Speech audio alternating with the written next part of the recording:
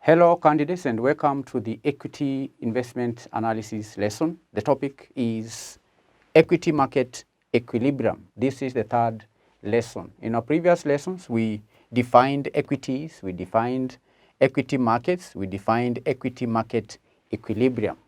In our today's lesson, we're going to introduce the equity market equilibrium models. Equity market equilibrium models. The equity investment analysis syllabus allows us to only discuss 3 models, and these models are: number 1, Greenwald-Kroner model. Number 2 is the Tobin-Q model. The third model we will discuss is Yardeni model. 3 models. Number 1, Greenwald-Kroner model. Number 2, Tobin-Q model. Number 3, Yardeni model. In our today's lesson, we'll cover the first model, which is Greenwald-Kroner model. Greenwald-Kroner model. Candidates, the men behind this model are the Greenwald and Kroner. This is Richard Greenwald and Kenneth Kroner. This model, candidates, is used to calculate expected returns for stocks. It can also be used to calculate the returns for a stock index or even the market as a whole. And this model, candidates, I'll put down the model. This model, the Greenwald-Kroner model, that is the E expected return of equity is equal to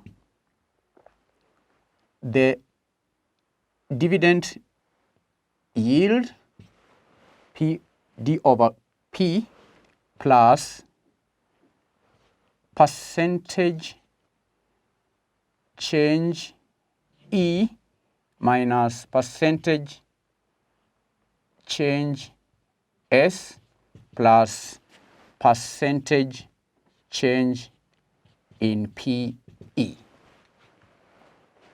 All right? That is the model,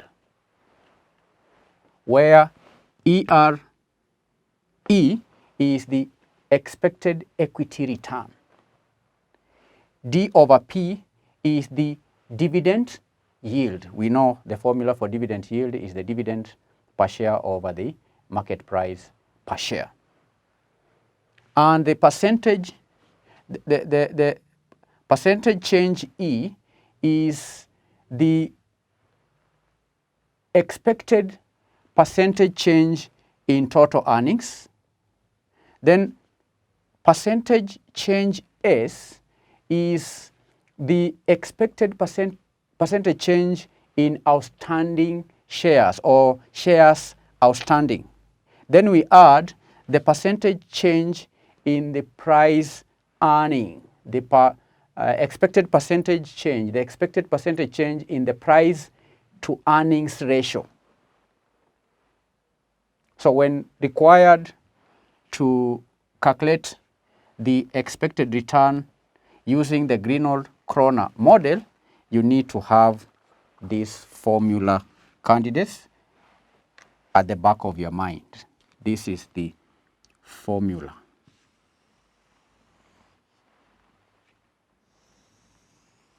That is the Greenwald-Kroner model. Greenwald-Kroner model. All right.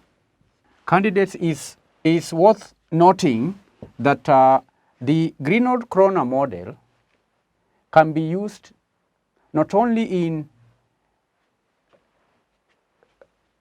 calculations of the expectation setting, but also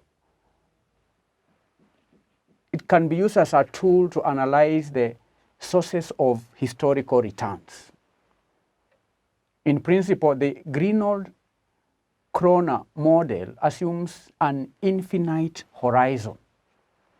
And in practice, the analyst typically needs to make projections for finite horizons, perhaps several horizons. And in applying the model, the analyst needs to be aware of the implications of constant growth rate assumptions over different horizons. Because failure to tailor the growth rates to the horizon can easily lead to implausible results. So we will now move to illustrate. We're going to have one illustration. Illustration.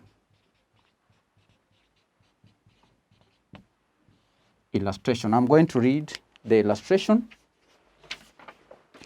It says that Witty uses Greenwald-Kroner model in forecasting market equity returns. Witty makes the following forecast. 1, a 2.25% dividend yield on equities based on S&P Composite Index. 2, a long-term corporate earnings growth rate per share of 6% per year. 3, an expansion rate for PE multiples of 0.25% per year required. Based on the information given, what is the expected rate of return on equities? That is the question. And we know, candidates, that the expected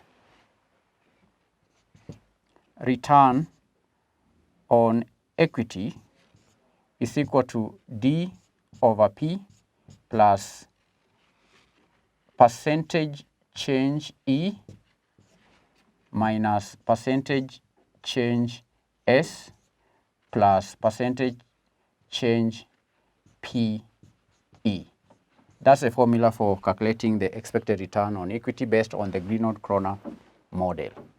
So we go to the question and identify these inputs. The dividend yield from the question, candidates, we can see that the first forecast is a dividend yield. It is 2.25% dividend yield. We are given the dividend yield 2.25%. Then we need to add the difference, candidates, between the expected change in total earnings and the expected change in outstanding shares. And this difference, candidates, this difference within this parenthesis is simply the growth rate in earnings per share. The difference between these two gives us the growth rate of the earnings per share. And reading from the illustration, the second note, we read that a long-term corporate earnings growth rate per share is 6%.